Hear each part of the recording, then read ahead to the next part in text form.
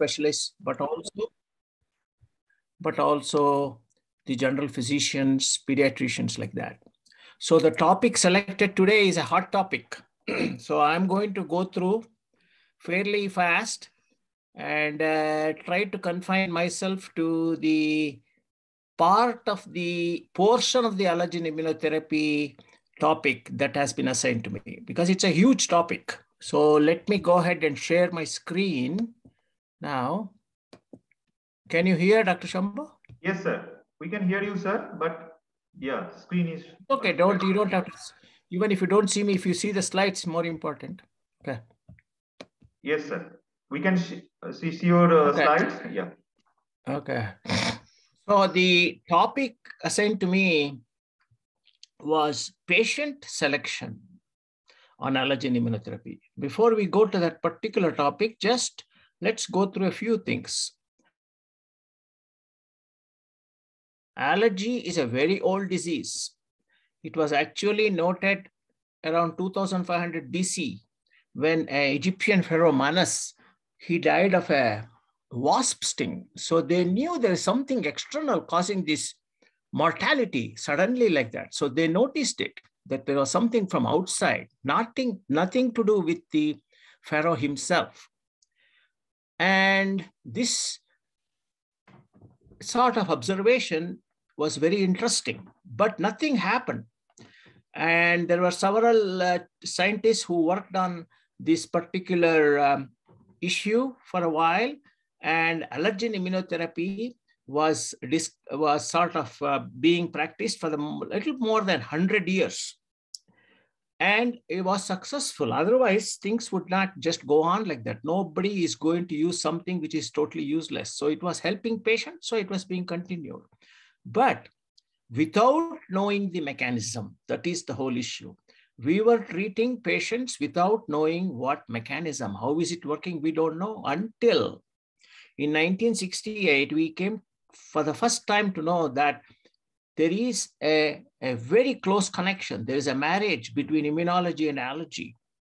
IgE was discovered both in Denver and Sweden and independently in 1968. And that was a breakthrough to say that allergy is an immunological disease. IgE is a very important component. So we need to look at IgE. And that is how this lot of progress have been made in allergen immunotherapy. Only recently, in the past 2.5, 3 decades, we know how it is working, how effective it is, how it is facilitating the improvement of the allergic diseases. What are the limitations? What are the indications? What are the limitations? So all these things we come to know only recently. Now, the target is basically allergic type of disease, allergic asthma, allergic rhinitis, and foods recently, and sometimes allergic conjunctivitis. So this is an issue that we need to know, that you are going to target only allergic problem, because there are several phenotypes of asthma. There are different phenotypes of allergic rhinitis also, And allergen immunotherapy is the only powerful proven immunomodulator. That is, this is the only entity, therapeutic entity, which can modify the disease. It can change the course of the disease. It can change the character of the disease from allergic to non-allergic. That is, from Th2 to Th2 pathway, which is the allergic pathway, towards Th1 pathway, through the help of the different cells. So the most important cell that is involved in allergic reaction is not the eosinophil. It is not the mast cell. It is the T lymphocyte. It is a T lymphocyte. So allergy is a T cell driven disease. This is something you need to be very clear. And T cell is the one that drives the whole reaction. And fortunately, allergen immunotherapy works on the T cell. This is the only modality that works on the T cell. No pharmacotherapy works. And it has been shown and has been used successfully recent years by oncologists in cancer immunotherapy, again, working on the T cell. So how do you select patients for allergen immunotherapy? The three most important criteria for patient selection for this very powerful treatment is history, history, history. So the history is the most important portion of the evaluation to decide whether a patient needs immunotherapy or not. It is not any type of test. So the history is the most important criteria. So as an allergist, you are already trained to do a good history. So you should do a better history when you suspect somebody who may benefit from immunotherapy. When I say better history, that means we have what we call as a second history. After the patient is evaluated, that means you have taken the history physical, you have done the skin test, you have the lab in front of you, you call the patient and take the second history. Some people call it as a summary conference. And that is the time when you want to correlate the findings together. That is correlating the history with the skin test findings, correlating the history with your immunocap results. So that is called second history, which is a very important portion of the allergic evaluation. Why did allergic immunotherapy had a bad repute in the past several years? You know, many of our colleagues were saying, oh, he's a shot doctor. He puts everybody on shots, so don't go to him. So that was not uncommon. It is still there. And it is our duty to educate our peers, other physicians, that allergen immunotherapy is an evidence-based approach towards treatment of allergic diseases. So you should make it a point to do more CMEs for generalists, not just allergists, generalists, your own colleagues in your institutions, to educate them about immunotherapy, because still many people do not know everything about allergen immunotherapy, and there is plenty of literature to support it. And the main reasons why it had a bad repute was the selection of patients was poor, selection of antigens was poor, the knowledge of prescribing, how to write a prescription, was also poor. So these were the three main reasons why allergen immunotherapy had a bad repute. So what is the right way to do it? The right way is proper patient selection. Very, very crucial. You should know, you should have an idea how to figure out this patient is a candidate for immunotherapy. This patient is not a candidate for immunotherapy. This patient might be a candidate for immunotherapy down the future. So these are all issues that you need to have, and these are not laboratory decisions. These are what we call as clinical decisions. So you need clinical acumen to decide who goes on immunotherapy. Because in front of you will have skin tests, so it's very easy to treat skin tests. That is what unfortunately is being done by remote allergy practitioners, where the remote allergy practitioners who just do the test with immunocap or skin test and then start immunotherapy based upon skin test results. And that is totally fallacious. It is almost unethical because you don't know the patient's history at all. This is being done even in the United States. So important point is treat the patient, do not treat skin tests or immunocap.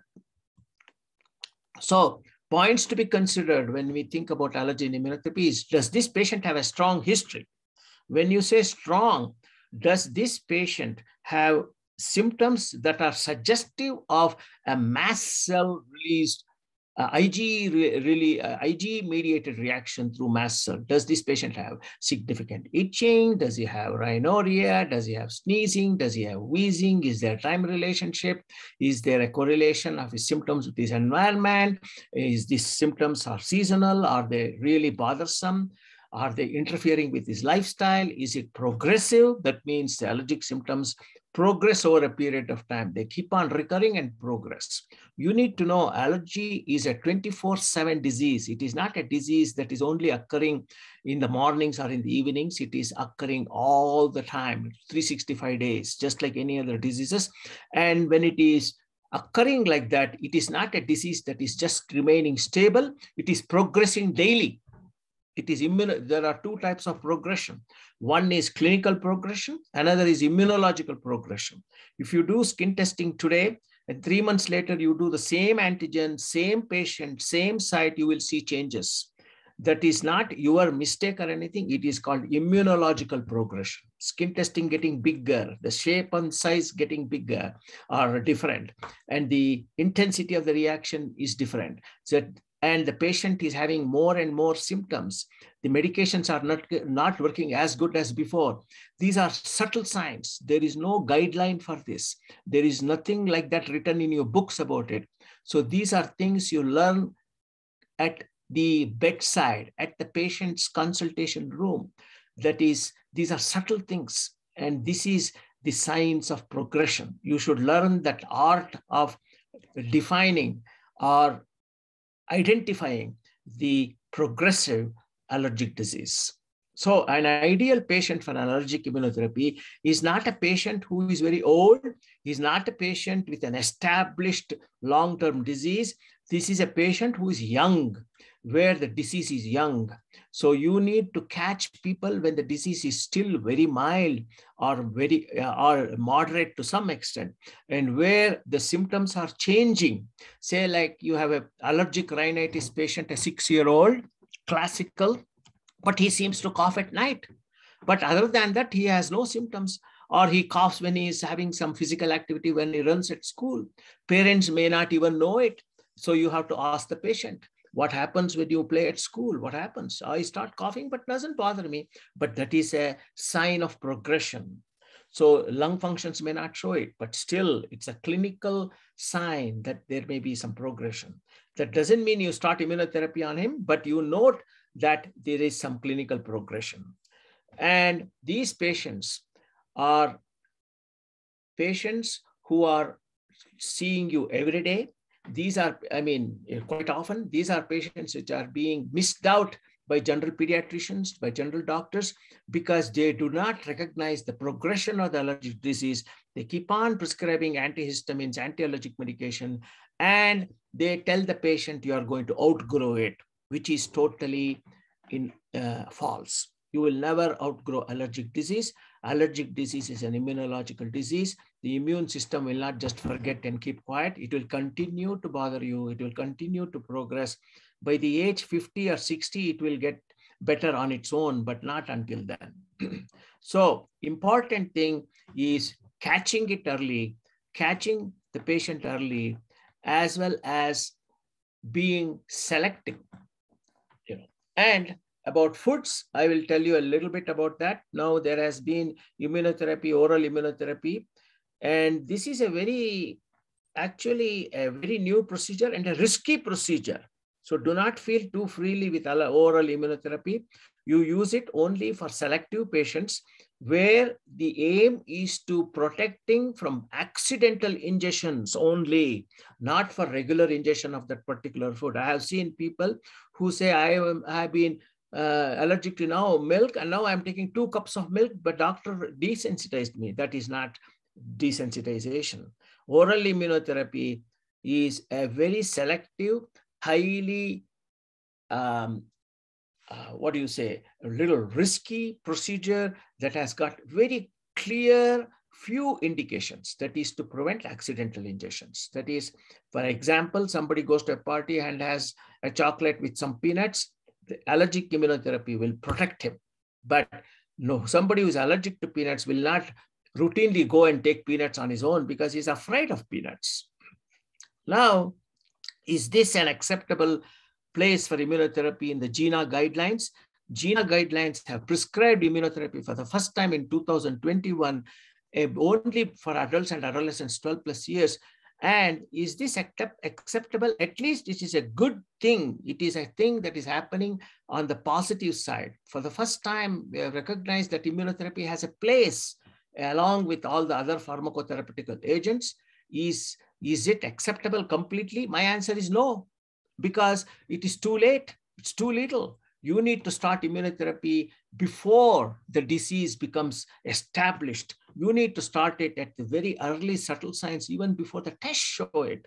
So this inclusion is a good thing, but not enough, is my conclusion. So summary slide, history is the most important criteria for deciding. A young patient with a young disease is the ideal candidate. Bad selection of antigens, bad selection of patients have led to bad repute. And you always should know allergic immunotherapy is a very powerful armamentarium. It starts working from day one. It doesn't take 6 months to know it. Clinically, you may take a few months to notice it, but immunologically, it starts working from day one, just like any other medication. Now, what is progression? I like that word progression because people in our training programs are always asked about, what do you mean by progression? Progression is when there is a increase in the frequency of symptoms. Mother says, my child used to have problems only a couple of times a week, but now he's having daily symptoms. He's having some sneezing and coughing every day in the morning. He did not happen 6 months ago, and that is progression. And his need for medication is increasing, and he's not responding to as well as medication he used to. And it doesn't bother me, but he's not too bad. But I have to just give the medicines every day. If I miss it one day, he is having a recurrence of symptoms. So these are subtle things.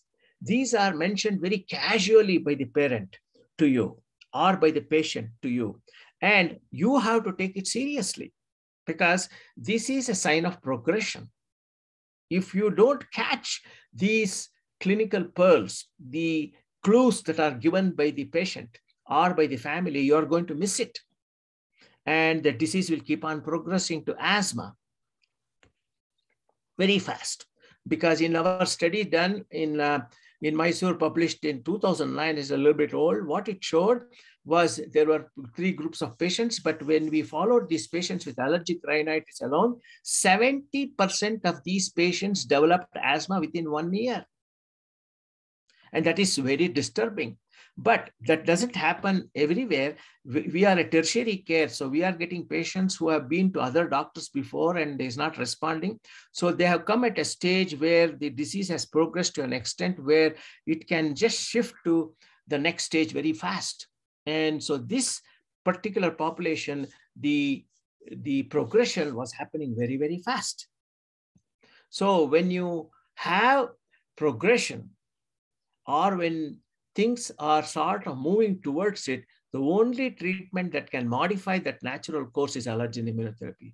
Inhaled steroids will not do it, antihistamines will not do it, anti-leukotrienes will not do it, environmental control will not do it. It is allergen immunotherapy because that's the only thing that works on the T cell, and none of the other modalities that we use works on the T cell. So it prevents progression from allergic rhinitis to allergic asthma. If you have one allergy to few things and then you increase more and more without as progression, that is what we call as neosensitization. You develop newer allergies all the time. That is immunological progression. That is also only responsive to allergen immunotherapy, not to any type of pharmacotherapy. The reason being it is T cell driven. No medications work on the T cell. And there are ways you can select patients with the molecular selection, they call it. It is more at the research basis, and certain labs do it. Clinically speaking, in your office, you may not be able to do it on all patients. It's basically a ratio between your serum IgE level, specific IgE level, and the IgG4. If the ratio is high, is low, which is that if it is high, because the numerator is IgE, denominator IgG4. And if the IgG4, which is a protective antibody, is low, the numerator is IgE, specific IgE, the result will be a higher figure. So as the IgG4 goes up, the figure comes down. So a lower figure is a good sign. Higher figure in the ratio is not a good sign. And it seems to correlate with negative skin test. So summary slide again is you do not have to start immunotherapy at the first visit. Give some time.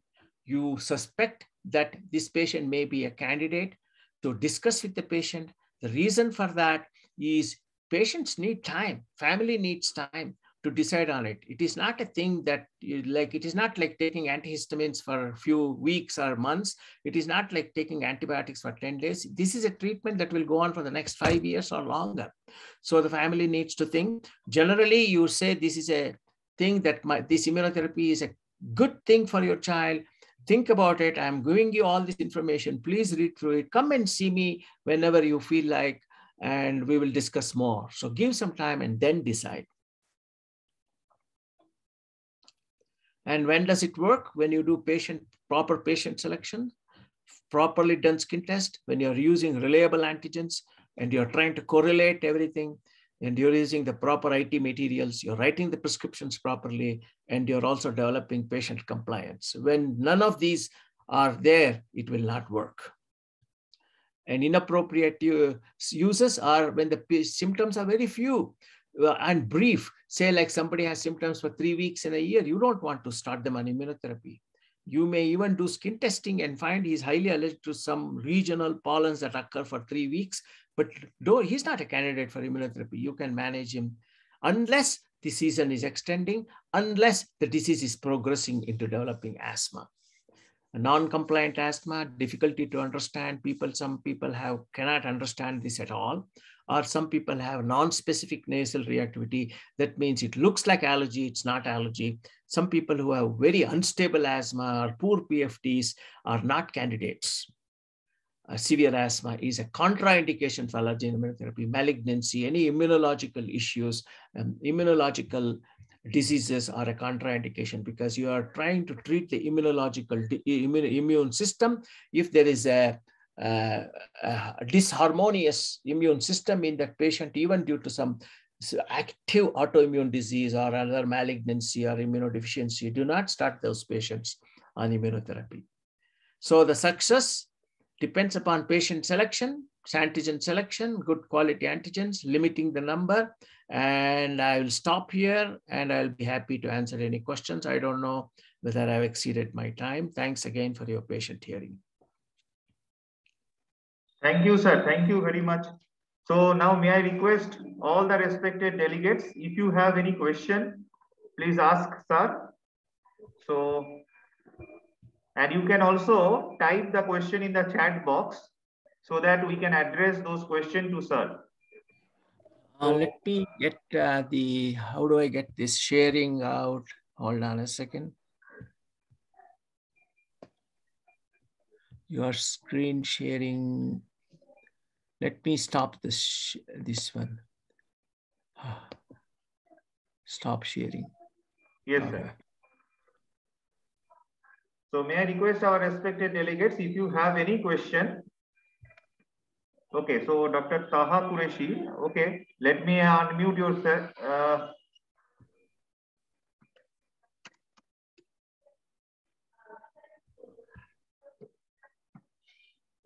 Yes, you can ask your question, Dr. Qureshi.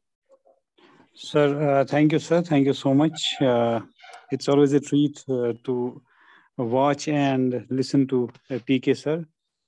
Good morning, sir. Good morning. Good morning, Taha. Dr. Taha. How are you? I'm good, sir. I'm good, sir, and hope you're good too. My regards. And just, sir, one question, sir, out of your, a sea of experience in giving allergen immunotherapy to patients. Sir, in your experience, I would love to know, I mean, what has been the failure rate? Failure rate, vis-a-vis the response. Exactly. Very good question. Allergen immunotherapy doesn't help everybody. Just yes, like pharmacotherapy doesn't help everybody because we have different phenotypes of the disease. We have different genotypes. That means every one of us is different in handling any type of interventions that you do.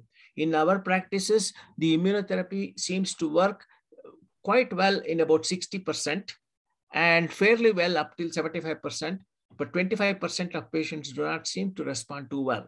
And if the selection is very, very good, I can say it probably could go up to around 80%, then where it will help quite well.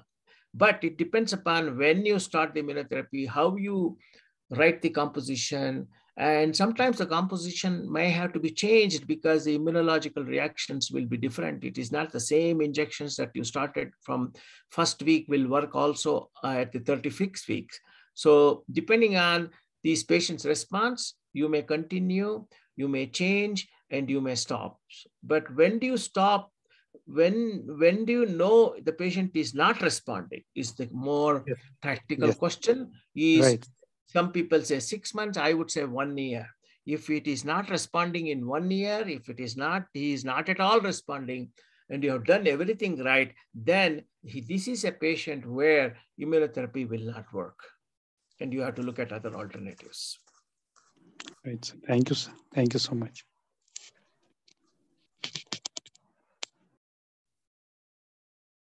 One additional point is there are conditions that are allergic, but they look allergic, but not allergic. That means you may have to continue to see these patients on a yearly basis and reevaluate if necessary, and do not cancel these patients out completely from your practice, because they will go to some other doctors, because they are not going to stop doctoring. They will continue to look for answers. And sometimes they will get good doctors who will take care of them. Sometimes they may end up in bad hands also. So it is a good idea for you to continue seeing these patients and try to reevaluate if necessary. Any other questions? Yes, sir. There is one question asked by Dr. Devobruto Saha. He has asked that immunotherapy also depends upon dominance of allergen, cross-reactivity, compatibility, apart from patient selection. Is not it, sir? Absolutely correct. Because you really have to think about all these. I could have addressed the selection of antigens because my topic was only selection of subjects. I just limited to that. Selection of antigens is a very, very important portion of the formula. And you need to be very well aware of the cross-reactivity. You also have to know the molecular portion of the antigen, which is going to be antigenically active. So that means what we call as epitope. So you need to be familiar how much to add, how to make up the antigen, because just like antibiotics, we also now we have pharmacotherapeutic information about antigens. We know what is a therapeutic dose for a dust mite, what is a therapeutic dose for pollens. So because such knowledge wasn't there before, our prescriptions are not very scientific, but now I can write a prescription for immunotherapy just like I write a prescription for bronchitis or pneumonia with antibiotics, which are standardized, and the immunotherapy extracts are also standardized. So you can write very good prescriptions now. Thank you, sir. So may I request Dr. Arijit Das, if you have any comment? Or we also have Dr. Ashim Sarkar, who is a renowned dermatologist in the city. So may I request, sir, to have your comment if you have anything. Dr. Ashim Sarkar.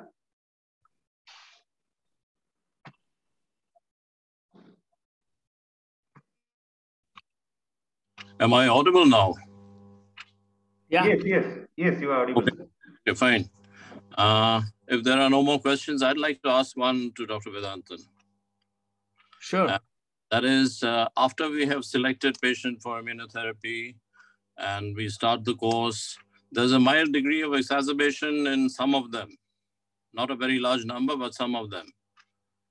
Over here, what I have seen in my past 30 years is if you regulate the doses or bring it down, instead of making it twice, 2 doses, if you make it 4 doses, then so what I'm trying to get at is if there is a certain amount of flexibility in the dosing schedule, that helps a lot. Absolutely correct.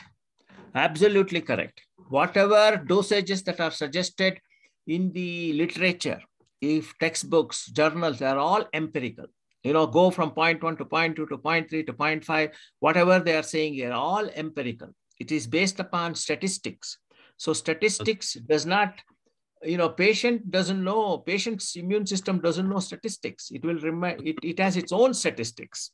Right. So your observation, clinical observation is absolutely important and more important than whatever prescribed dosages are. So that is where clinical acumen helps, and that is where experience works. So nobody is going to become a good allergist within just because he attends meetings like this. It will take clinical practice, seeing hundreds of patients. It will take a few years before you can become a good allergist, clinically oriented allergist. So I like your question. Yes. The guidelines actually propound a fixed dose schedule for everybody. Is that a very practical idea? No, actually, very, very important, because in my own practice, I came out of fellowship. You know, when you come out of fellowship in the 70s, you know, I finished in 70s, I came out of fellowship. When you come out of fellowships, you are almost like a very idealistic approach. They say, oh, the higher you go, the better for the patient to go ahead. I did the same thing. I made my antigens very, very strong. I had 6 systemic reactions within 6 months. Right. So, and 2 of them were physicians' family members. So I learned a lesson badly, that the same dosage, and the dosages are terribly individualistic. So some dosage for person A is not the dosage for person B. So you can definitely dilute, you can reduce the dosage, figure out what is the most safest dose, but therapeutically effective dose for that particular patient. Yes, you can. Thank you very much, because I have been observing this over the last 30 years. So if we if we actually customize the dose according to the patient, it works much better than a fixed dose schedule. Absolutely correct. And that is true for a lot of pharmaceutical agents. You know, all the dosages that are being prescribed or advised or recommended are all based upon statistical issues. So there are patients who will do well with one dose of inhaled steroid daily also. They don't need 2 doses. Right. So it depends. You can, that is why we have step up and step down therapy for asthma, allergies, and that is true for immunology. Right. Thank you for asking that practical wonderful presentation, Dr. Vedantan. Wonderful. Thank you, sir. Thank you. Thank you, sir, once again for giving us your valuable time, sir. So we have to move to our next topic. Okay. Can I leave now? Yes, sir. Thank you so much. Thank you, sir. Thank you. Thank you, sir. Bye-bye. So we have our next topic, and let me share the screen, as I have to discuss this important issue also, ensuring adherence to allergen immunotherapy. Is my screen is visible, Rohan? Yes, it's visible now. Is it full screen? No, not yet. Not yet?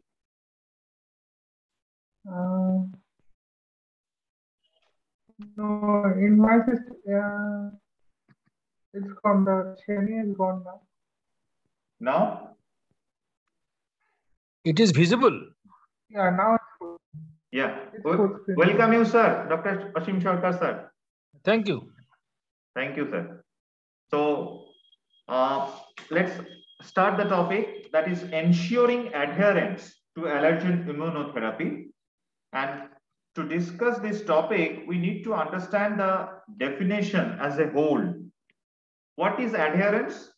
Defined by WHO, the extent to which a person's behavior of taking medication, following a diet, and or executing lifestyle changes that corresponds with a agreed recommendations from a healthcare provider. So as if this definition of adherence is meant for allergen immunotherapy or allergy practice, because in each step we understand the importance. Who are practicing allergology, each word is very important for his or her practice. So what is important? Adherence is not just equal to compliance, because in compliance there is no active participation. Between the active participations from the part of the patient is lacking in the compliance. But when we are talking adherence, there should be active participation from the patient side also. So patients' agreement to the recommendations, and they will follow, they will act as active partners with healthcare professionals or their treating physicians. That is most important for adherence. And when we are talking about adherence to allergen immunotherapy, we need to understand the real world situation a little bit, and then how to overcome the difficulties. So this is a very good paper on compliance with allergen immunotherapy and factors that affect compliance among the patients with respiratory allergies. And it was found that when we are talking about SCIT, that means subcutaneous immunotherapy, the compliance rate is little bit higher at around 60%. But when we are talking about SLIT, they had found that it is only around 12%. And what is important, the initial 1 month, that is almost equal to the SCIT and SLIT. But gradually when the time progressed, the compliance decreased in case of SLIT. And at the end of 36 months, that is 3 years, we can see the difference that 88 patient in case of SCIT, and when SLIT it is only 10. So we can clearly see the difference between the adherence. And what were the reasons for stopping SCIT?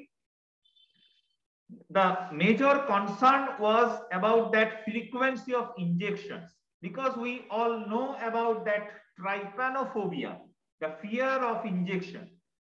That is one issue. Apart from that, if the frequency is high, we need to give more frequent injections. That can cause different types of disturbance in the patient.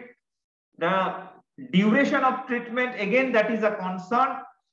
The commuting and other commitments were there, the waiting time, these are less common causes, but most important cause to stop SCIT was frequency of injection.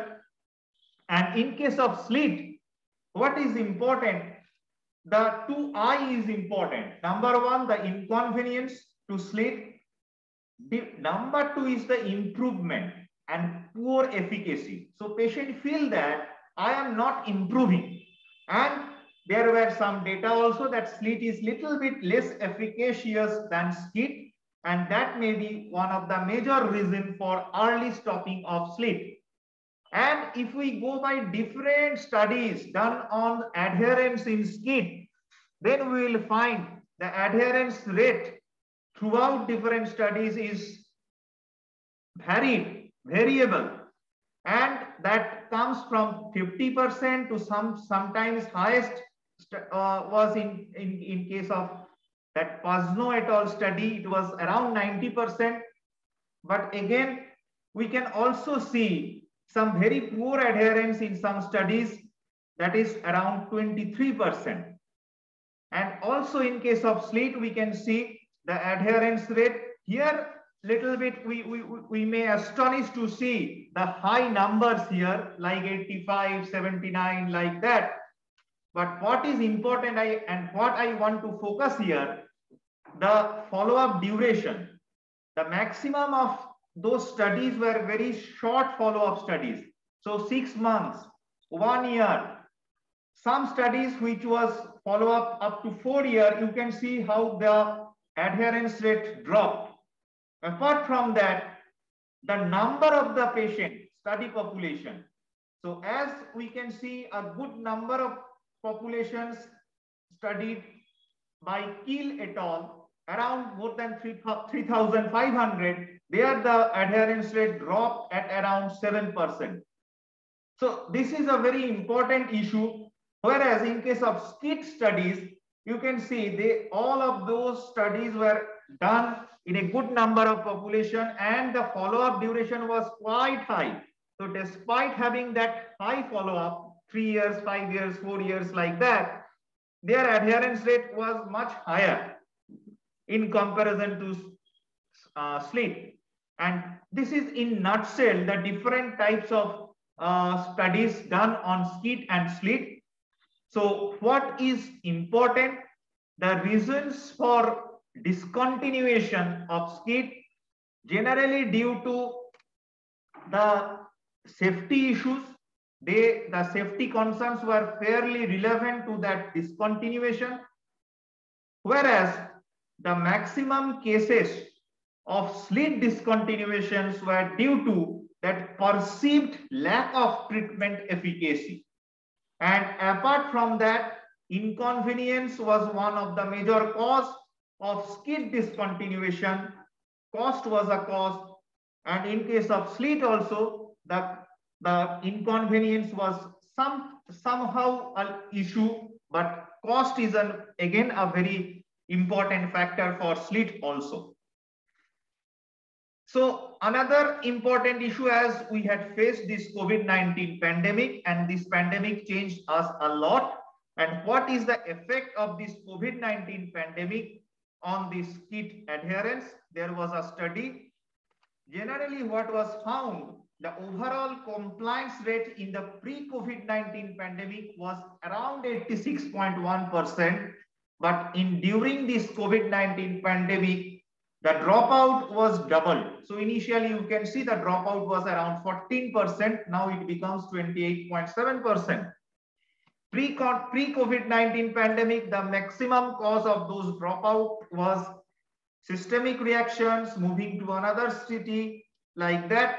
But after this COVID-19 pandemic happened, so the maximum causes were due to that fear of being infected with COVID-19. And for slit, it is sometimes mandatory to visit the physician's office to take the immunotherapy shot. So this is an important concern, and we need to address this.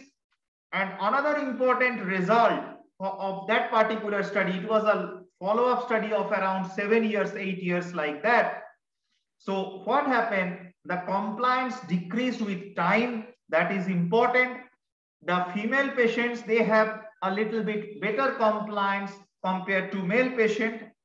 And if we see the disease-specific compliance rate, there also the allergic rhinitis have the highest compliance with allergen immunotherapy, whereas the asthma patients have less compliance. So maybe one of the reasons is what Professor Vedantan had told us, that to choose the correct patient, as we are failing to choose the correct patient for allergen immunotherapy, we are missing many of our patients to be compliant. So that is one of the most important issues, to identify the correct patient. But for adherence, this mantra is very important, and I think we all should tell our patient that drugs don't work in patients who don't take them. And how we can enhance that drug taking, enhance the adherence. There is a simple way. What is that simple way? We need to simplify the regimen. We need to impart knowledge. The informed prescribing is very important. M means modifying the patient's beliefs and behaviors. P for provide communication and trust, leave the bias, and evaluate adherence. So simplifying the regimen, we need to adjust the timing, frequency, amount, and dosage of the vaccine. So what my Dr. Arijit Das was telling, that sometimes we need to be personalized while seeing writing the dose of the immunotherapy. We need to understand from where the patient is coming. We need to understand how frequently the patient can come, and we need to match that dosage schedule to the patient's activities or some daily living. So we can also use some different types of adherence aids like medication boxes, alarms, but in case of this injectable therapy, these are of no use. And for drop also, these are not that much useful, but we can think of different types of use. But simplification is why important, because this is come from a very old study, 1984, it was published in Annals of Internal Medicine, that only 36% patient correctly interpreted the meaning of every 6 hours. So we need to make them understand simply. So this is one case we can see how we can simply tell this patient coming from Murshidabad, which is far from Kolkata. So it is very difficult to come for this particular patient every weekly to us. So what we had done, we had advised the patients like this. You can see the dose of the allergen immunotherapy here. And also we asked them not to come every weekly. Initial 4 weeks, she had visited us and took the dose from our center and understand how to take that injection. Then we also followed up with her local physician who can guide her how to take this subcutaneous allergen immunotherapy. And what is important, in the back page, we also written about what are the alarming signs of anaphylaxis. Though there is a rare complications of subcutaneous immunotherapy, that is anaphylaxis, but we need to aware our patient regarding that. If happen that anaphylaxis happen, how to manage that, because that is a life-threatening condition, and early identification and prompt treatment, prompt adrenaline administration can save the patient. So that is very important, and we can customize these advices from patient to patient. Next part is imparting knowledge. We need to discuss with physician, nurse, and pharmacist, because though we don't have trained pharmacists, but it is important if we make awareness regarding this immunotherapy, then that can build more compliance, more adherence to this particular therapy. Distribution of written or information or pamphlets, accessing health education information on the web, these are very important steps. And how these are few ways by which we can impart knowledge. Number one, limiting instructions to 3 or 4 major points during each discussion, because it is very difficult if we talk too much. Use simple everyday language, especially when explaining diagnosis and giving instructions. Not too very sophisticated language is required. Supplementing oral teaching with written materials. When the patient will go back to home, then they can read. So we have some templates like that in this we cannot show. This is an English version, and we also have some Bengali versions also, local language versions also. So that is, written materials are important.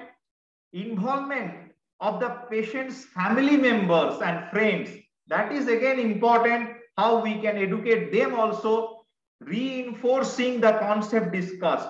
So at the end, we need to again reinforce the concept.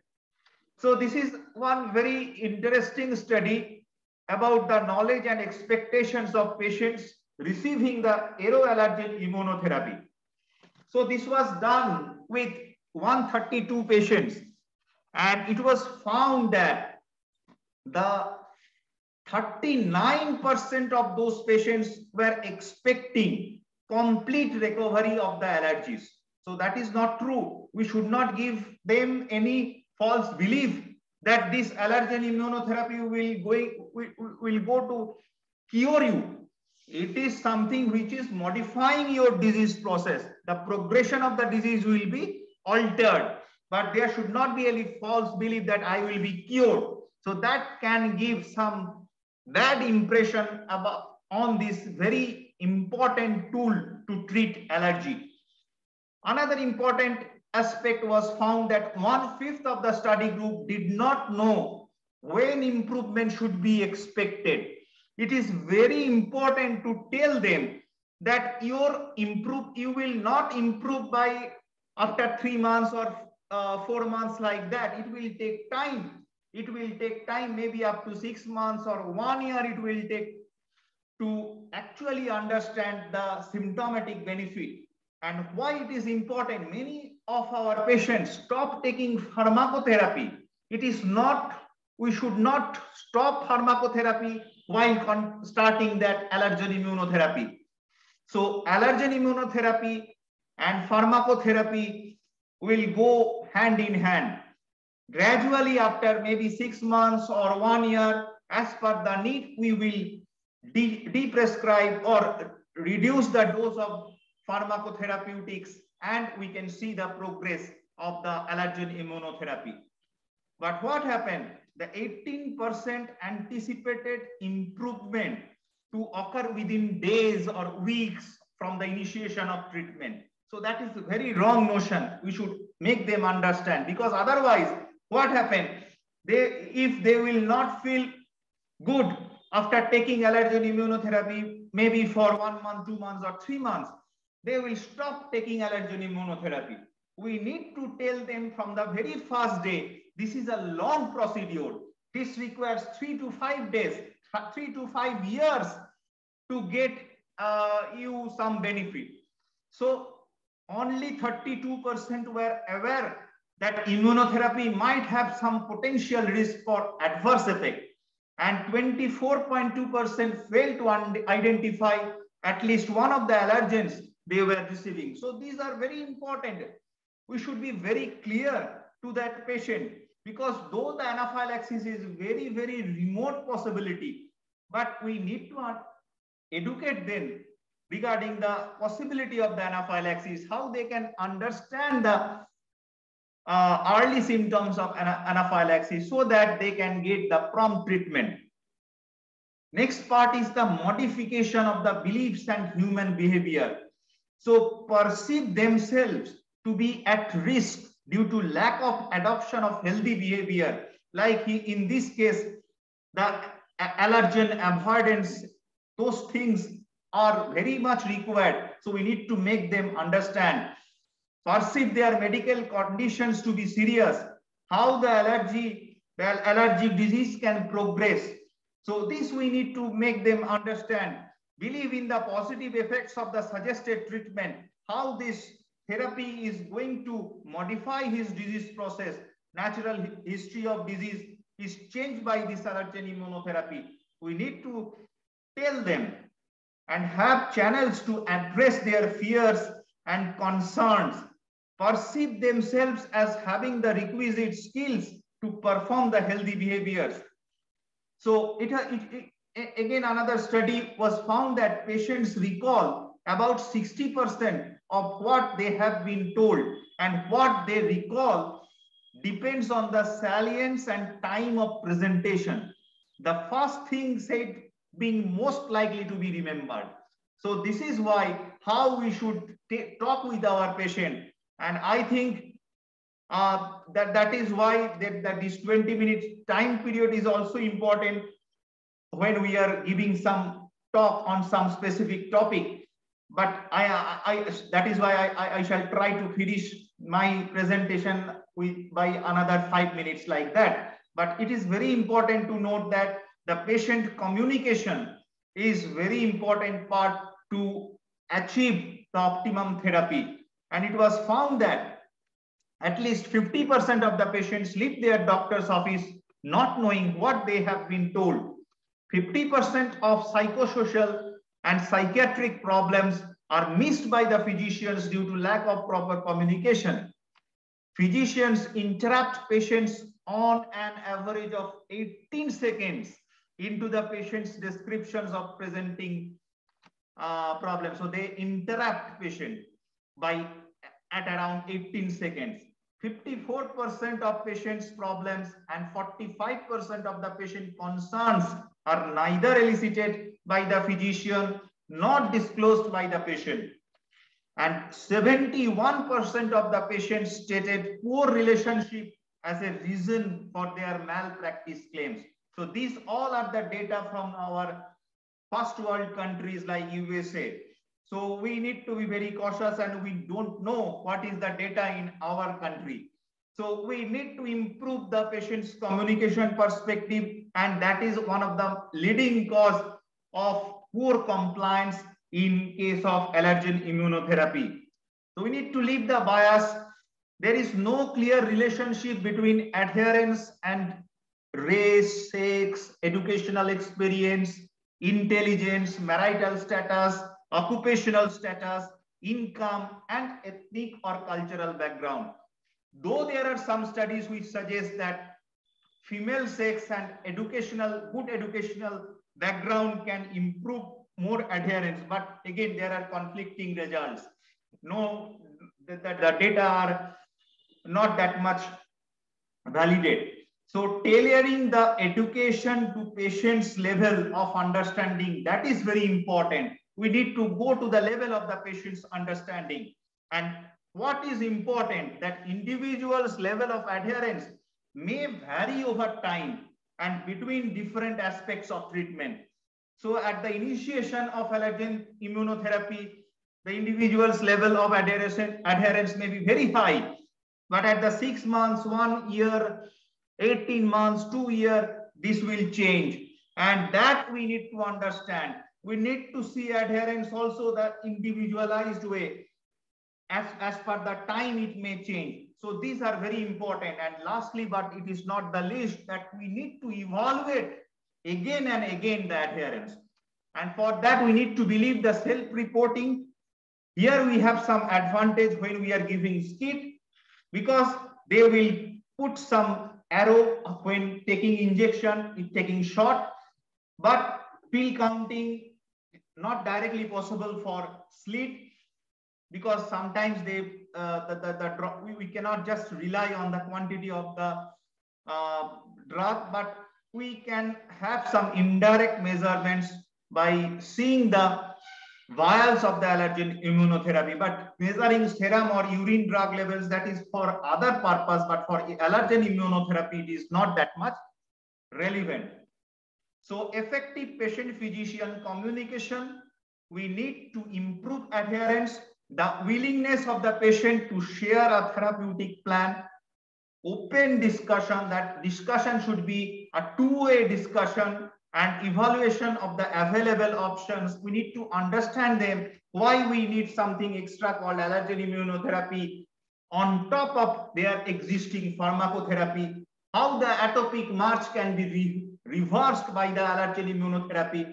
But we should not impose any false belief that with allergen immunotherapy, you will be cured. So the term cure is very wrong, and that can give a hell to the allergen immunotherapy concept. So we need to be very extra cautious on that issue. Information about the pros and cons of the treatment modality. We need to understand them about some safety issues. There may be some itching, there may be some swelling, but it will be self-healed. So we need to tell each step, each safety concerns of subcutaneous immunotherapy, or in case of sublingual immunotherapy, we need to tell them there may be some local irritation while you are taking the drops. So a balanced conversation between the physician and the patient is very important. A dedicated proper amount of time. This time is important. T is very important for improving adherence. And lastly, but not leastly, the adherence end with one letter E, and that is why to improve adherence, 2 E is important. 1 E is education, but number 2 E and most important E is empathy. How we talk with our patient, that gives something extra boom to build the adherence. So with that, I again thank you all for keeping me for listening. So I want to just thank you, Shambhu. It was a very good illuminating talk.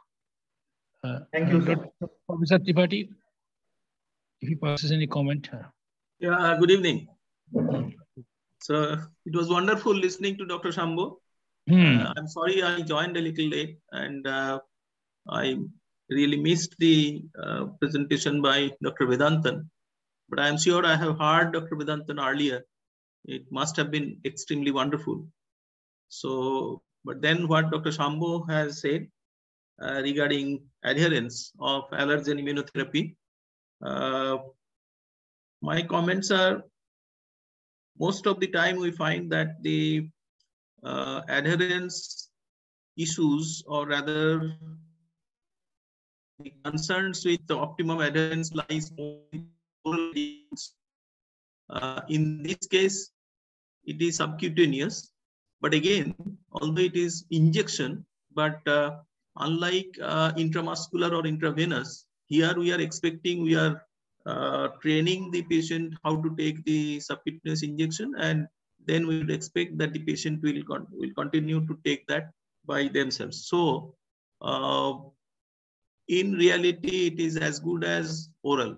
Like in case of oral, either because of attitudinal problems, patient would not like to continue or stop taking. Similarly, here also, if the patient is not enough convinced, the patient will not continue, because it's a long-term therapy. It's a prolonged therapy. And I appreciate that Dr. Shambho also mentioned that just to take the subcutaneous injection, if we ask the patient to come back each time to the center, that may be too much to expect, and then it may be burdensome to the patient, and then it's better to explain to the patient, and better to also rope in local physician, maybe patient's private physician in the loop, so that in case there is any kind of questions, query, that can be addressed by the local physician primarily, and wherever there is a need, there could be further discussion. I appreciate that Dr. Shambho has also highlighted importance of patient education and proper counseling, proper communication. He has mentioned about education, empathy. I would add a couple more listing. One is effectiveness. Unless the patient is convinced that it is effective, patient will stop taking it. Okay. So while we are trying to explain to the patient, we have to also tell them how the patient themselves can gauge whether it is effective or not.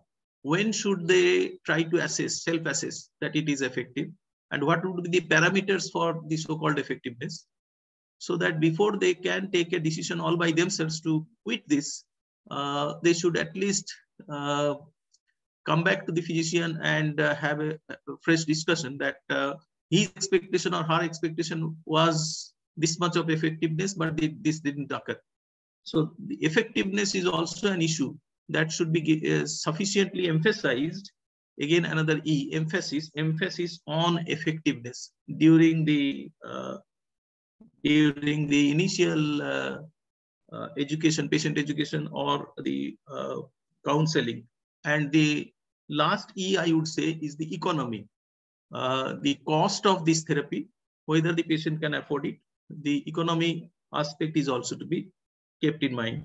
So to summarize, yes, education, patient education, empathy of the treating physician is very important. Effectiveness, ascertaining effectiveness, and economy. When we say economy, we have to keep in mind that relative to the cost. Okay, at the face value, the cost may be a little higher, but then you have to explain to the patient that overall it is going to be otherwise worthy spending this much, because this has this much track record.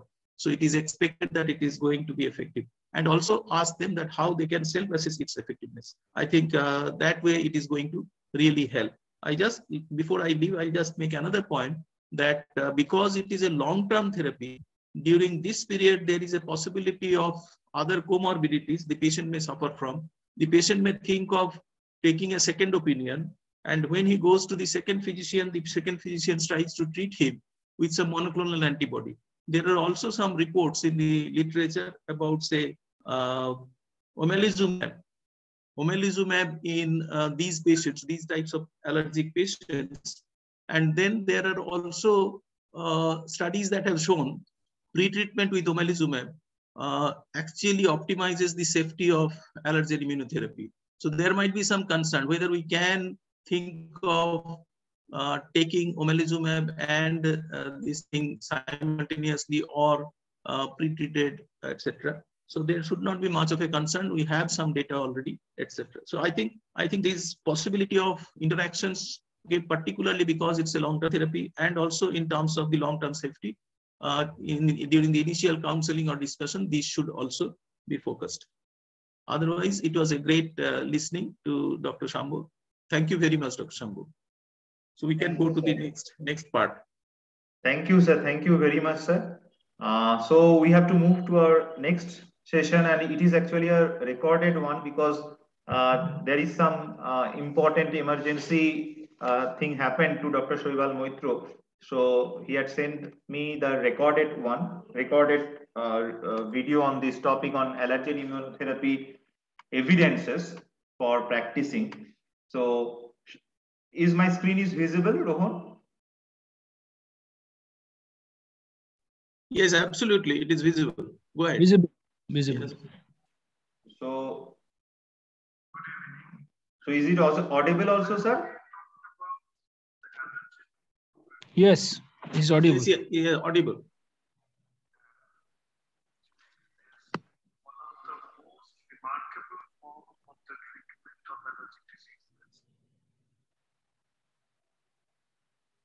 The sound is going down.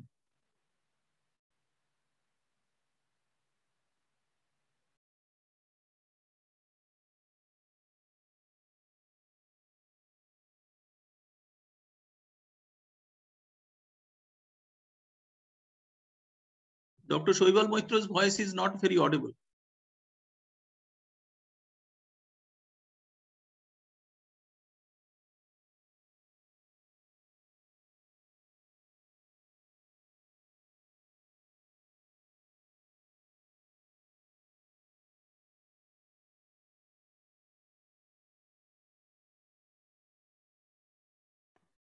Dr. Shambhu, you may consider using these slides and make the presentation on behalf of Dr. Moitra. Another thing, Dr. Shambhu, if you could go to the share screen option and there's an option for use audio.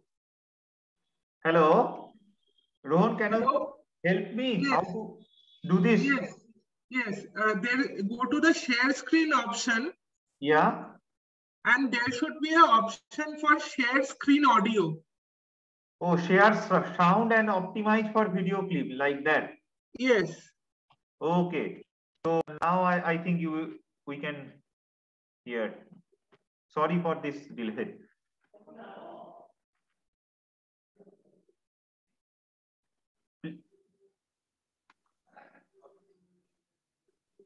Okay.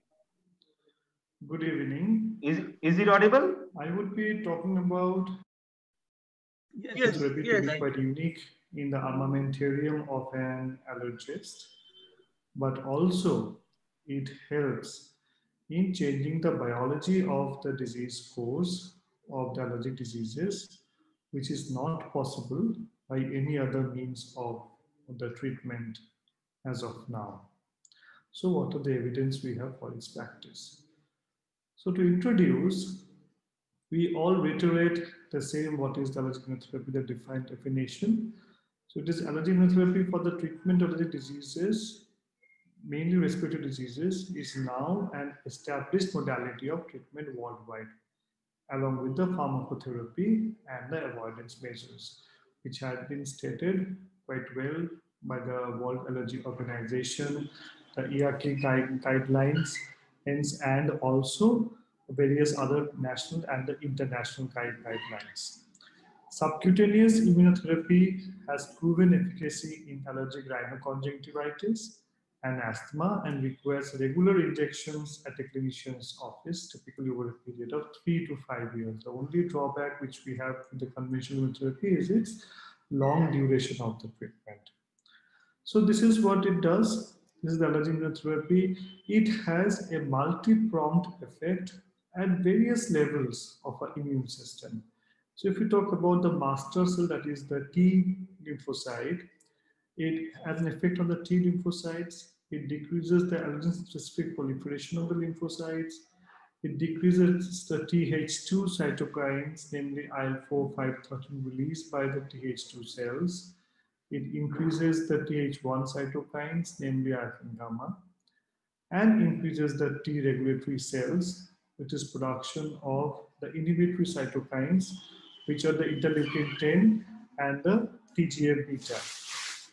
Along with that, the effect on the B lymphocytes, like it causes a decrease in the allergen-specific proliferation of the B lymphocytes, and also the release of the IgE in the serum, and causes the increased production of the blocking antibodies, namely IgG4 and the mucosal immunoglobulins A.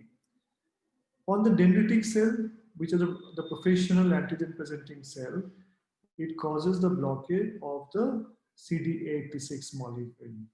And CD80 or the 86 molecules, these are the important and molecular ligand for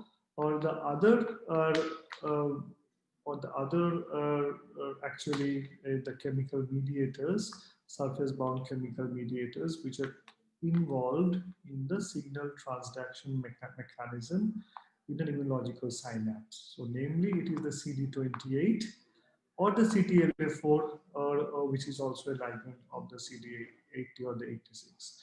So the blockade of the CD86 results in the abrogation of the second signal in immunological synapse. So it does not give that signal to the T cells so that it can proliferate and produce the cytokines and activate the other nearby cells. So increases the interleukin 10 productions, which is the inhibitory cytokines, and aids in the development of the regulatory phenotype of the T lymphocytes, and also it causes a reduction in the interleukin 12.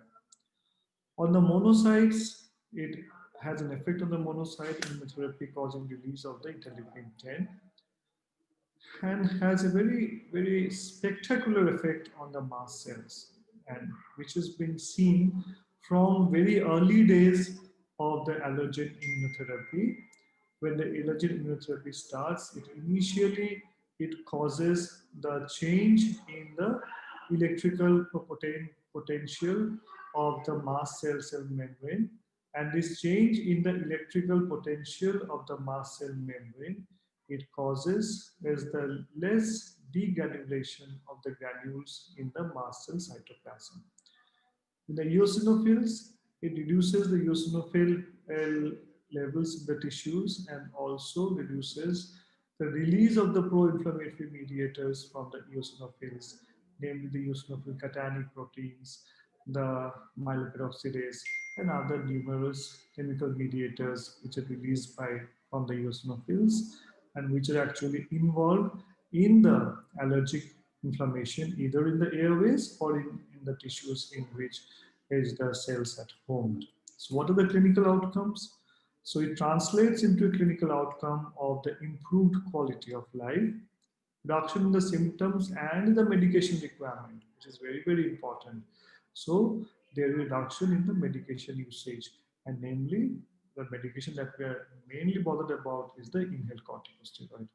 And also as an objective measurement, there's a reduction in the skin quick test reactivity over a period of time, and which can be seen in the reduction in the number of the sensitizations, which is seen in these patients who are undergoing the allergen immunotherapy.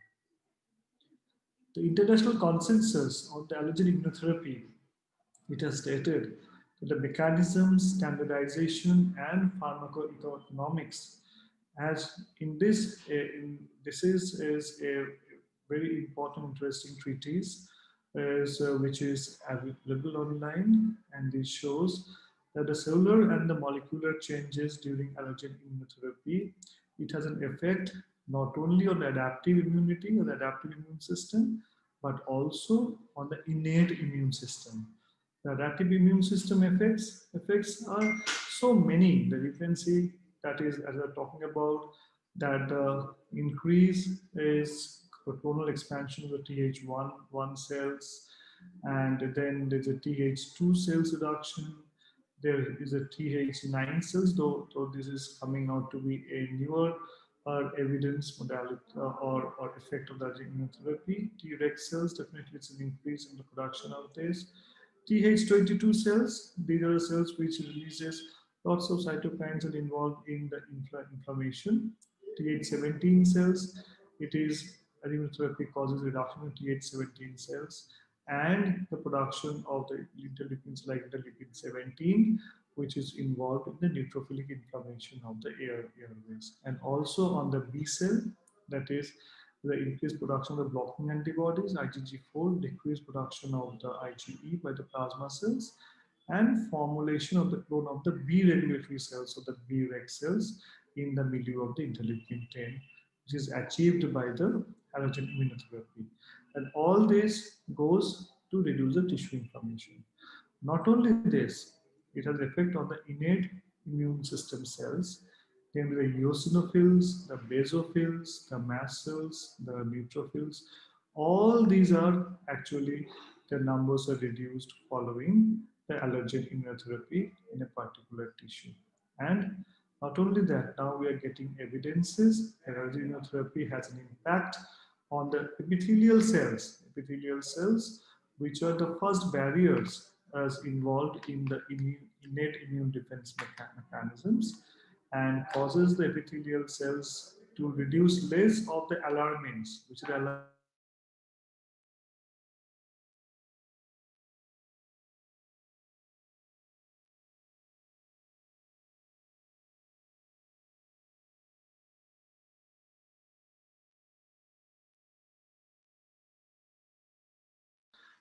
to produce as we activation and release of the eosinophil derived chemical mediators.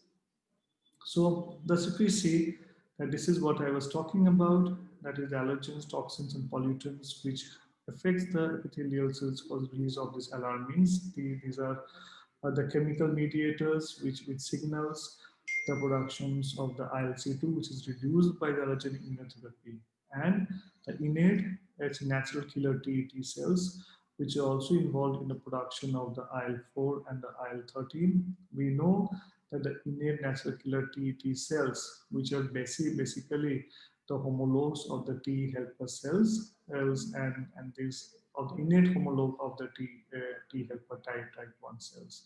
And basically they are also reduced in cases of the allergen immunotherapy when these patients undergo with this. And now we see that this schematic diagram shows that how there's dendritic cells, and there is this pattern recognition receptors along with these epithelial cells or the dendritic cells. They recognize the specific pathogeny-associated molecular patterns, specific molecular patterns of the allergens, and this causes its activation, and these dendritic cells then internalizes the antigen, and it actually breaks it down into the smaller peptides, and along with the MHC class 2, that is in allergic, which is MH2 class 2, is along with the MHC class 2 presents those antigenic epitopes to the naive T cells. These naive T cells, when they're presented with this MHC class 2 bound on the antigenic epitopes, they actually form the Th2 cells in the milieu of the interleukin 4, 5, and 13. And these Th2 cells further releases interleukin 4, 5, 9, and 13, which causes its effect, and these are all reduced by an allergen immunotherapy. So what is the mechanism of the allergen immunotherapy? Is the immune tolerance. Now the immune tolerance, initially there is a rapid desensitization, then there is early tolerance, which goes on to the sustained tolerance over a period of several years. This the rapid desensitization is because of the effector cell desensitization by reduction in the IgE production by the mast cell and the basophil stabilization, and reduce formation of the mediators like the histamine signaling. Long-term or sustained tolerance is achieved by the increase in the T regulatory or the B regulatory cells. That is the increase in the Th1, Th2 ratio, increase in the IgG4 levels, decrease in the IgE, is decreased tissue inflammation, is decreased mast cells and the eosinophils and their mediators in the tissues, which actually leads on to the prolonged or sustained tolerance even after stopping the immunotherapy in these patients. So there is lots of trials which has been undertaken globally, which has proved that allergen efficacy, allergen immunotherapy has a proven efficacy, but the agents to which the allergens determine the level of evidence is highest is that of the house dust mite, of the pollens, the molds, the animal epithelia, and obviously stringent insect allergy, that is the Hymenoptera venom. For the cockroach, we have a low level of the evidence. These are from the meta-analysis of the randomized control trials. So factors, there are several factors which increases clinical efficacy of the allergic immunotherapy and which has to be taken into consideration while we are planning to start a patient on an immunotherapy or embark on an allergen immunotherapy protocol or the treatment modality in any patient. The short duration of disease, like early age initiation of AIT in the course of the disease, is actually increases the efficacy. There's a minor involvement of the lower airways. Definitely, if there's mild disease, is of the asthma. Typically, basically, we have a better response. The severe disease, we don't intend to start allergen immunotherapy if FEV1 is quite low, less than 70% of the predicted. So good compliance and adherence has to be ensured beforehand. Patients should know that this is a long-term treatment which has to be taken for 3 to 5 years. So only when they are psychologically, they are prepared, they are well aware that this is a long-term treatment, should they be started with this form of treatment. And the high cumulative AIT doses, the efficacy of therapy associated with the dose response curve, which we know now. There is a dose response relationship in immunotherapy. And so when the cumulative AIT doses increases, high cumulative doses actually increase efficacy of the immunotherapy. So which we try to achieve in very short period of time by a cluster immunotherapy or the rush immunotherapy or the ultra rush immunotherapy. So the EAACI guidelines on allergy immunotherapy, that is a house dust mite driven allergic asthma. The key points are the patients with the HDM driven allergic asthma, not the HDM sensitization, but the house dust mite should drive the allergy symptoms in these patients. It could be symptoms pertaining to the lungs, or it could be symptoms pertaining to the nose. So the HDM driven allergic asthma not adequately controlled on available pharmacotherapy present an unmet health need. So AIT targets the underlying mechanisms in the allergic asthma, as we have just shown in the previous slides, by modifying the immunological response to allergen and goes towards an immune tolerance. And house dust mite allergen immunotherapy may add to the anti-inflammatory action of the inhaled corticosteroid to promote the asthma control and decrease the risk of the exacerbations in these patients, which is very, very important. So the success of the house dust mite immunotherapy in HDM-driven allergic asthma is largely dependent on proper selection of patients, which is very, very important. Unless we actually devote time in the selection of the patients, selection of the allergens, and then basically it's going to be a failure. So we need to be very cautious and we have to be very careful in when we are selecting the patients, which the HDM sensitization and symptom driven by allergens, allergen exposure, plus the use of the allergen extracts, the proven efficacy. It's the quality of the allergens. So the selection of the patients, the selection of the allergens, and the quality of the allergens. These three are the key points when we have to see the success of this modality. To date, only allergen immunotherapy with HDM sleep tablets has demonstrated to show robust clinical adherence on clinical endpoints, but along with that, so that was incorporated into the GINA, but we have many other evidences which subcutaneous immunotherapy has also shown to be quite effective in preventing end exacerbations and ensuring the asthma control. So allergen immunotherapy should only be initiated and monitored by healthcare professionals with the appropriate competencies, which will require investment in the training, which is extremely important.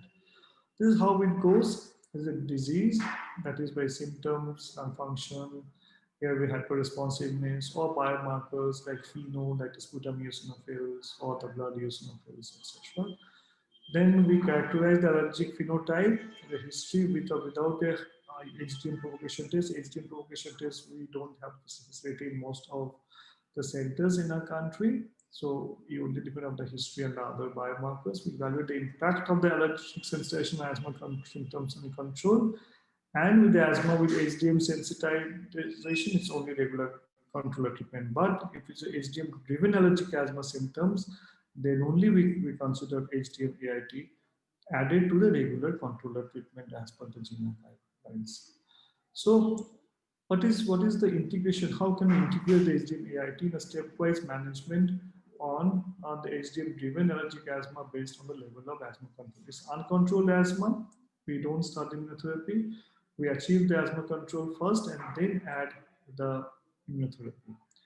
If it is the partly controlled asthma, we have two options. First, we achieve the asthma control and then start immunotherapy, or we add the immunotherapy to facilitate achieving asthma control. This depends upon the judgment of the clinician and also the wish of the patients taken into consideration. For the controlled asthma, definitely HDM AIT, and decrease, we should add this, and it should decrease the control medication with regular assessing for asthma control. Okay, so this is very, very important. So issue is with the compliance. If the patient is taking the sublingual immunotherapy, it requires a commitment by the patient to a long-term daily maintenance therapy that is self-administered. So the compliance issue is equally important to sublingual as it is important for subcutaneous. And the patient must be initiated and they must be aware and they must be quite important to make them understand that they have to take this treatment on their own regularly for a long duration of time. So compliance is likely to be lower than the doctor supervised clinical trials because in supervised there is someone who is supervising the treatment as in subcutaneous immunotherapy, and which ensures the compliance, and also it helps to encourage the patient to continue the treatment. And so there has been always this issue with the sublingual immunotherapy of the compliance. And a study of 300 children who received either grass or house dust mite sublingual drops or tablets over 2 hours of treatment revealed that discontinuation rates were clearly tied to follow-up with this study sites. Which you can see the dropout rate was 30%, 68%, and 82% in patients evaluated in the clinic every 3, 6, and 12 months respectively. So at the 1 year, at the end of 1 year, the dropout rate was 82%. So that means this is one of the major hurdles in the sublingual immunotherapy continuation, and because the dropout rates are very, very high. So another retrospective analysis of a community pharmacy database of 6,486 patients beginning subcutaneous immunotherapy or sublingual immunotherapy. 23% of the subcutaneous immunotherapy completed the patient treatment for 3 years, but only 7% of the sublingual immunotherapy completed the 3 years treatment. So dropout rates were pretty high in the sublingual immunotherapy, though it is much safer, easier to be administered, so a patient can take it safely in their home, but still they are actually, when they become fine and they come out of the medicine, there is no symptom control is very adequate, they usually tend to drop out of the treatment. So the practical difficulties, it's very important to understand. One, allergen immunotherapy should not be given only on the basis of serological tests in vitro. Tests may be used only as supportive test or in situ situations in which skin testing is not possible.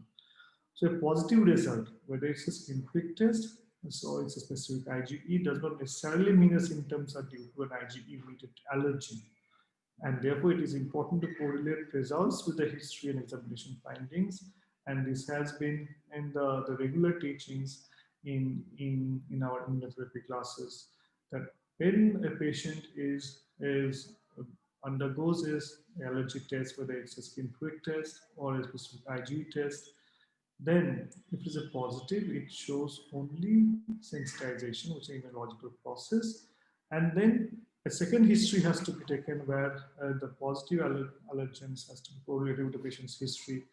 Only then we can arrive at a diagnosis that yes, this is the allergen which is causing the clinical allergy or the symptoms in the particular patient. So in summary, the clinical parameters such as symptom score, medication score, or any other scores for that matter, assessment of the quality of life should be considered to assess the response to the immunotherapy. There is evidence of head-to-head comparison subcutaneous versus sublingual immunotherapy. few studies found that it is favoring the sublingual, few is favoring the subcutaneous. So it all depends on which is available in a doctor's hand and what is the patient's choice. So for the efficacy of the allergen immunotherapy for the Cochrane reviews, it has shown that in allergen immunotherapy, in all, it favors the immunotherapy, either the subcutaneous or the sublingual, both in the allergic rhinitis or in the allergic asthma. The favor is always towards the immunotherapy. So the only thing that we are faced with is that in polysensitized patients. So where sublingual immunotherapy, if we think of giving this, the most compelling data for use of sleep is in monosensitized pediatric or the adult patient with seasonal allergic rhinoconjunctivitis with or without mild asthma. So nearly all the high quality studies that are available have shown benefit in this context, but in Indian and also North American populations, we have polysensitized patients, and where basically we need to think of that what the next step should be. First thing is that we need to distinguish between the polysensitization and polyallergy. As I have said, sensitization only merely the presence of a positive skin prick test, specific IgE. If it is 2 or more allergens, we call it polysensitizations. But if it is a clinically confirmed allergy to or more sensitizing allergen, then we call it polyallergy. So the MENAN is basically the management of the polyallergic patients, which has been dealt with in a few published review articles. It's important to understand the sensitization allergy profile of a patient can help in allergists provide a specific AIT with a greater confidence. So always we do a test, we find out if it is a polyallergy, if it is a polysensitization. If it is a polyallergy, we then try to come down to the most clinically relevant or the important and actually the allergens which cannot be avoided by the patient in his or her environment. And those which can be avoided, the patient can avoid, and then we can actually come down on step by step in a monoallergen immunotherapy, which is actually prescribed to the patients. Thank you very much for this hearing, and I hope that this will help to shed some of the evidence.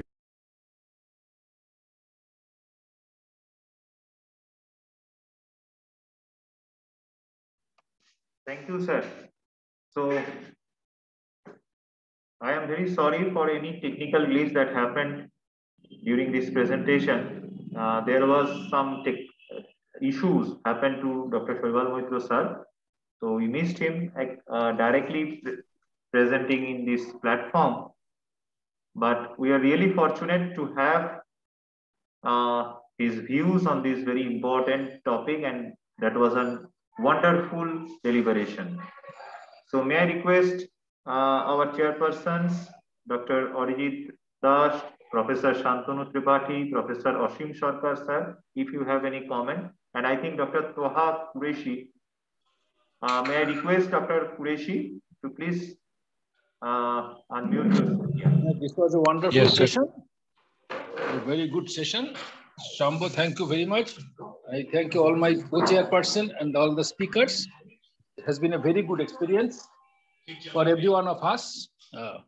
So nice. Now, can I say good night? Okay, sir. I think Dr. Toha Qureshi has some comment. So may I request Dr. Qureshi to please unmute yourself. Yes, sir. Thank you so much for providing me one more opportunity to ask a question. Thank you, Shambhu, sir. No, please, sir. Soibal, sir, good evening. Beautiful lecture, as always. Thank you once again. And, just one thing which came from your, it was probably third slide, probably, that you said that after allergen immunotherapy, we have this decreased reaction on SPT. I am not very sure whether you said this or I heard this because there was a noise in between. In the first few slides with me, I mean, in my surroundings. So if I got that right, that you said that the SPT response decreases after allergy immunotherapy, this is something what I have not been able to understand properly ever. Some literature favors it, some doesn't. So what is your take on this, sir? And does it really matter if SPT size is reduced or increased after the completion of allergen immunotherapy? Yes, actually, Dr. Qureshi sir, Shoiban Moitro sir is not there right now. He had sent that video by recording. So yes, okay. Sir has mentioned there that with the progress of allergen immunotherapy, there we all know that there is a reduced sensitization by allergens. But the thing is that you had asked how much it is clinically relevant to stop allergen immunotherapy or to continue allergen immunotherapy. That is a question still, because there is no evidences suggest that to have some test like this follow-up SPT to detect whether we can continue allergen immunotherapy or not, like that. So mainly the completion of allergen immunotherapy should be done as per the clinical symptom score improvement. And there are some biochemical markers. There are biomarkers, and also Professor Vedantan has told that serum IgG4 and Ig ratio, like that. But most importantly, whatever evidence we have, the symptom score reduction is the only thing we should do. Yes, SPT, that sensitization may follow-up SPT may show some reduced in sensitization, but that is not a marker to say. Actually, sir, I asked this, I have been practicing allergy since not much of time, since about 7 or 8 years. And in my clinical experience, what I have seen, I mean, the difficulty with the follow-up SPT or the repeat SPT after the, near completion or completion of allergen immunotherapy course, what happens? For example, the patient's this symptom score is improved drastically. We feel like we'll stop it. And then the medication score also has improved as well. I hope I'm audible, sir. Yeah. Okay. So medication as well as symptom score has improved, and it has come to a level where we think that we should stop immunotherapy. Now that if we do an SPT in this particular patient, if the SPT reactivity is same, or else if the SPT reactivity has even worsened, I mean the sizes of wheals have increased.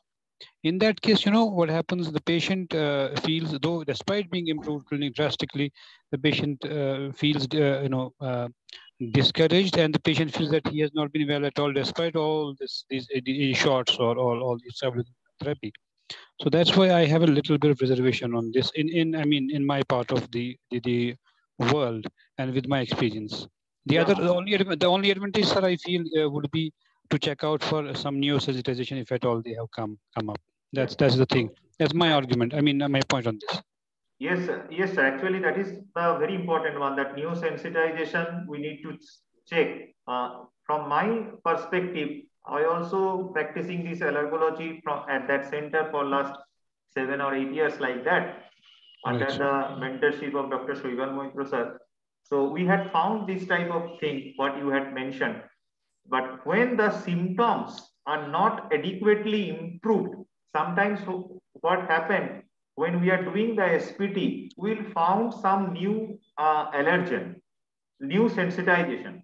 And like that, I can say there is some seasonal exacerbation of the symptoms.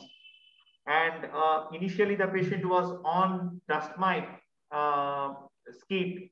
But when we check the SPT, and we found some pollen like cyanidone is highly sensitive.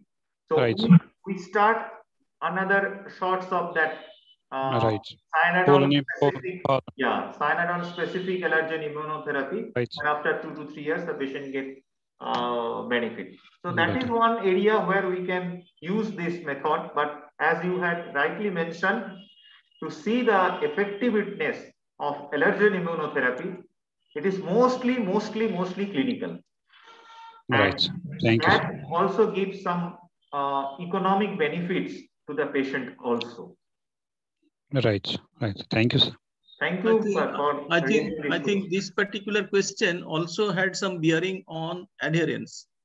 it is quite likely the patient, if the patient perceives that there is not adequate symptom control yet, and the patient decides himself or herself to take a second opinion, and the second physician asks for another screen prick test, and there it is found that there is again it is showing some kind of positivity to some allergen, either the old allergen or the new allergen or whatever. So I think at the very beginning, when you are starting the treatment, when you are trying to counsel the patients and explain everything to the patient, there also you have to be very careful and tell the patient what to expect, what not to expect, what to do, what not to do.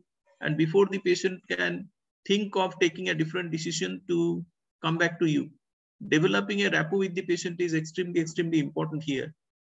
And in the same breath, I would say, I don't know whether Dr. Vedantan is there or he has left. No, Vedantan sir has left. Okay. But then I would say that what is the guide? What does the guideline say about monitoring the patient in reference to the possible improvement? What is the protocol or what is the guidelines? Yes, that sir. If you start the therapy, yes. If you start the therapy, how do you decide? Okay, what is the optimum duration of allergen immunotherapy that should be continued? And then what would decide that now you can think of withdrawing the treatment or tailoring the dose or readjusting the dosage schedule or whatever. So what do you say? Sir, regarding first of all, the duration, the clear-cut guideline says that we have to continue it for 3 to 5 years. But for monitoring, there is no scope till date or no well evidence to test for any biochemical parameters to see the effectiveness of the therapy. We need to focus on the symptom score. Number 2 is the medication score is a very good indirect method to see the improvement with allergen immunotherapy. And that means you mean to say that rescue medication, that if I have been the rescue medication, but also what we had seen, if a patient of asthma is on inhalational corticosteroid, initially the dose of that is budesonide was around 800 microgram. So after 1 year, we will found that patient is well maintained with budesonide 200 microgram. So the medication the example of asthma would be more complex because asthma will also require adherence to the other co-medications, and there is not one medication, there are other medications, etc. But if you think of allergic rhinitis, allergic rhinitis, whether you are asking your patient to be only on allergen immunotherapy or you are also advising antihistamine. No, sir. Okay. Actually, when we are starting allergen immunotherapy, it is very important to tell our patient to continue the existing pharmacotherapy. Because if the patient, sometimes this thing happen, many patients stop the existing pharmacotherapy and there will be exacerbation of the disease. Now I understand that allergen immunotherapy, even if you start, it will take its time, okay, in order to show its response.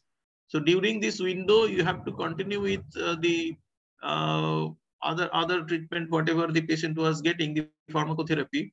But then the issue is explaining it properly to the patient that don't expect that you start allergen immunotherapy today and within months you will be well off, so that you can think of stopping your other pharmacotherapy. So that is one point. But then how long the patient should continue, as you have stated that 3 to 5 years.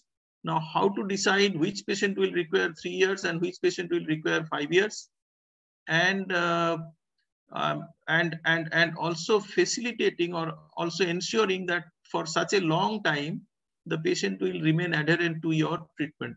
And in your experience, because you have said that you are practicing for 5 or 7 years, that what is the adherence or non-adherence rate in today's time, at least from your personal experience, or Dr. Taha, if he is there still, What is your personal experience, the adherence, treatment adherence? Sir, mostly my experience I can share, it is at around, for SCIT, subcutaneous immunotherapy, it is at around 50%. Okay. And for SLIT, sublingual immunotherapy, it is at around 40%. Like that. So may I request Dr. Twaha to share his experience? Dr. Qureshi, if you are there, what is your... Yes, sir. Yes, sir. Yes, sir. I'm here only. Sir, this is a very, very interesting thing, interesting question as to the adherence of patients vis-a-vis SCIT or SLIT.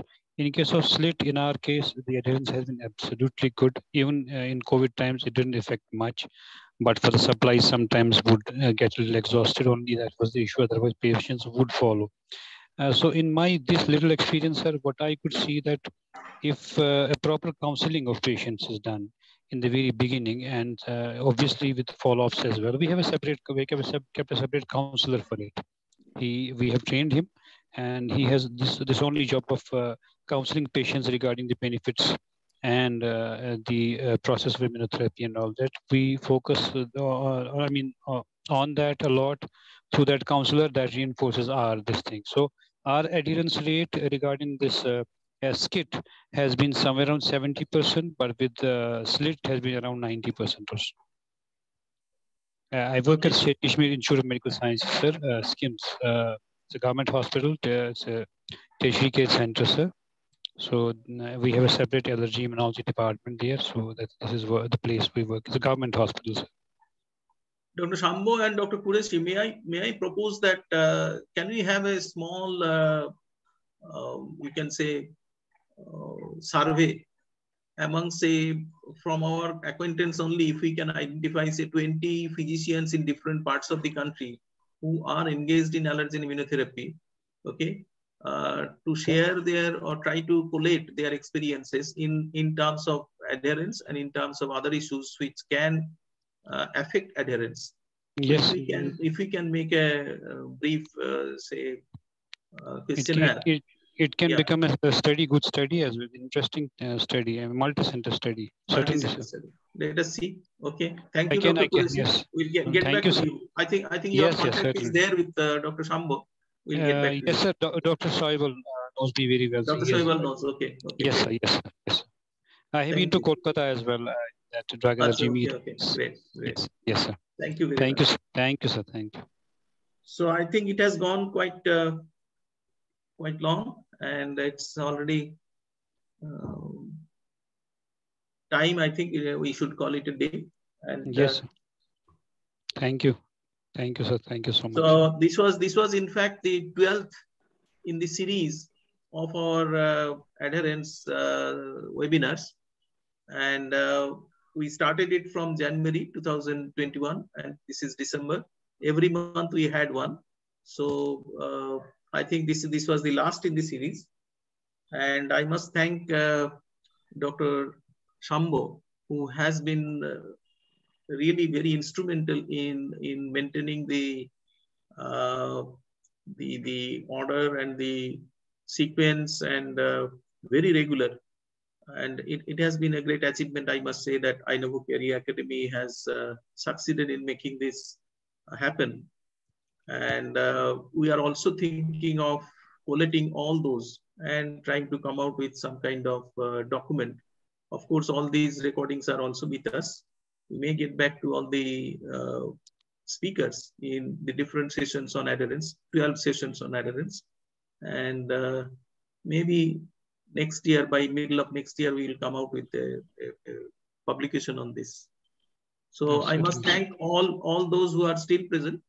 And thank you very much with all your support and cooperation. We are we could get it through these 12 consecutive sessions in 12 months. With these few words, thanking you again and bidding you goodbye. I hand over to Dr. Shambho to say the last word. Thank you, sir. Thank you. It is due to your guidance and mentorship, we got huge success in these adherence programs. So now it is our task to make it documented in paper. So hopefully it will be done also under your guidance. So thank you all the respected delegates who have attended today's program.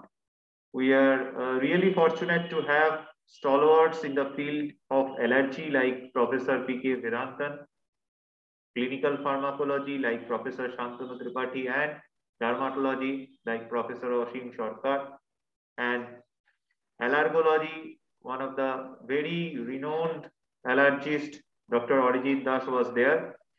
And also we are really blessed to have Dr. Shoibal Moitra sir. So thank you all the delegates. Now may I request Mr. Rohan Tripathi, the director of Ainavocare E-Academy, to say the final concluding remarks. Thank you so much, Dr. Shamazdar, not only for tonight, but for the entire 12 CME program, the 12 months, 12-month, 12 program challenge that we had decided on ourselves back in January. Thank you so much, because it would not have been possible without your constant and energetic guidance and support. So it comes at a very good time. So this is the Christmas Eve. So without standing any further in between you and your Christmas dinners. Also, before going, I would like to mention that this initiative of Ainavocare Health Hub Solution to spread awareness regarding adherence, medicinal adherence. This was done supported by our device that we are building called MedPer, also known as your personal medicinal helper. This is a very low-cost device that we are trying to set up IoT-enabled to help, arrive at a very infrastructurally and financially available and usable solution for medicinal adherence, as there is almost no one who does not consume or does not know anyone who consumes significant amount of medications. So like the thing, one of my favorite lines over the 12 months that Dr. Shamazdar mentioned today also, pill you missed can't help you. You can't benefit from a medicine that you did not take. So with that final word and with the heartfelt gratitude towards all our speakers over the 12 months, and a special thank you to Dr. Shamazdar, and a very good night to everyone tonight, and a very Merry Christmas from our team, Ainavocare Health Hub Solutions. Thank you. Thank you once again. Good night. Good night.